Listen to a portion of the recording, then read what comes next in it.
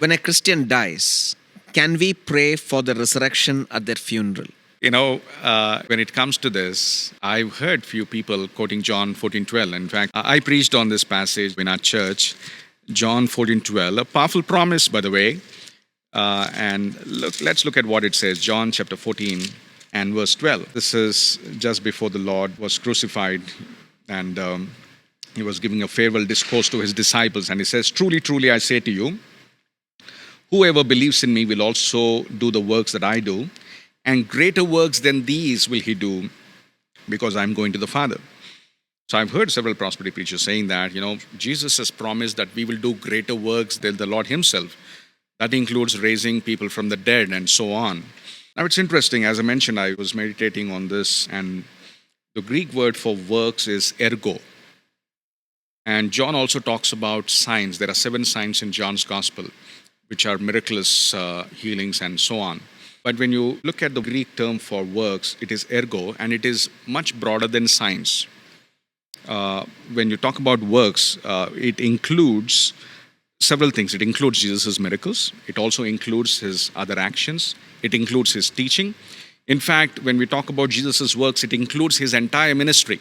So when we talk about greater things for today, that includes salvation of the lost souls, healings, deliverances, evangelism, I believe including raising people from the dead, teaching. What we're doing is a great work for the Lord, I believe. Acts of mercy, all these things, all the ministry that the church does is part of greater works. It doesn't necessarily mean only raising people from the dead or healing people, stuff like that. It is not limited to that. It's much more broader.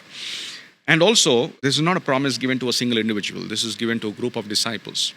So all of us, as we all serve God together, quantitatively, we are doing greater works than the Lord.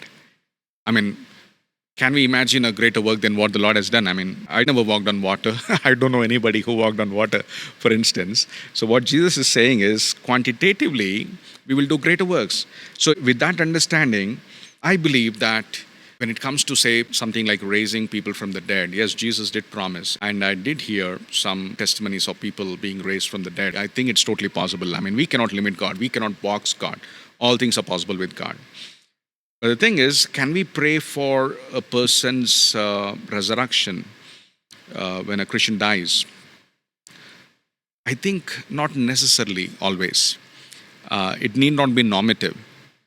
Unfortunately, we think that just because God performs miracles, we believe that every time somebody dies, God has to perform a miracle. Not necessarily. In fact, one of our family friends went to be with the Lord. And what we later came to know was some of the church members were saying that, I wish the family members prayed for his resurrection. Probably God would have done a miracle. They didn't even attempt that. That's what they said. And I was heartbroken when I heard that. Think about the kind of guilt that the family will go through. Okay, we were grieving and we did not have enough faith, or probably we should have had faith, or would God listen to our prayers? It puts unnecessary guilt on the people. And I believe this is not normative. Unless and until the Lord leads us to pray for the resurrection of a person, we need not pray for them. We should just prayerfully bury them and hand them over to the Lord. So I don't think it is a normative thing.